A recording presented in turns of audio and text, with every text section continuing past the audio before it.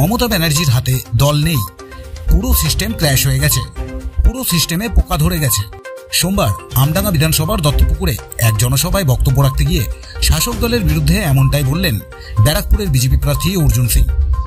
পুরো ক্যালাপস করে গেছে, মমতা ব্যানার্জির হাতে দল নেই, পুরো সিস্টেম মধ্যে মানে কি বলা যায় পোকা ধরে নিয়েছে, পুরো সিস্টেমটাকে শেষ করে দেওয়া। এদিনের জনসভায় তিনি শাসক গোষ্ঠীর বিরুদ্ধে একের পর এক তোপ দাগেন।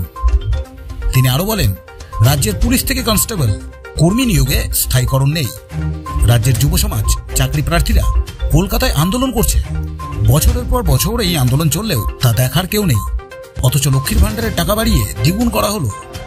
পুলিশ পোস্টিং থেকে নিয়ে একটা কনস্টেবল পোস্টিং থেকে নিয়ে একটা কোথাও পার্মানেন্ট চাকরি বলে কিছু আছে, আজকে আমাদের যুব সমাজ কলকাতা রাজপথের আন্দোলনে পড়ে আছে, বছর পর বছর আন্দোলন হয়ে গেল, একবার দেখার লোক নেই।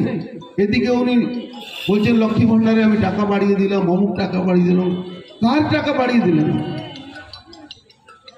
আপনি? লক্ষ্মী ভান্ডারে আমি আলোচনা করছি না, কিন্তু লক্ষ্মী ভান্ডারের ডিমেরিটটা কি হচ্ছে? আজকে কোনো লোক পার্মানেন্ট চাকরি পাচ্ছে না। পাশাপাশি তিনি আরো বলেন, আজকের দিনে সবকিছুই চুক্তিগত ঠিকার অধীনস্থ হয়ে গেছে। ডিমেরিটটা কি হচ্ছে? আজকে কোনো লোক পার্মানেন্ট চাকরি পাচ্ছে না, আজকে সবটাই কন্ট্রাকচুয়াল হয়ে গেছে।